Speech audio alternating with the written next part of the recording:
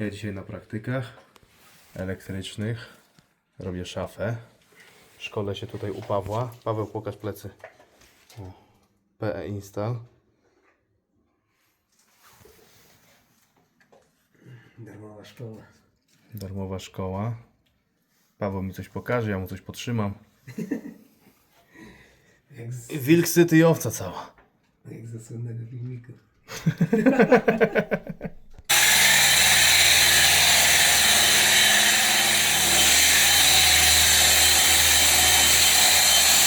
Paweł, jesteś zadowolony z mojej pracy? Tak, będzie premia. A dasz na bułkę chociaż? Bo dziś nic nie jadłem dzisiaj. Nawet na piwo. Dobrze, dziękuję Ci. Cześć.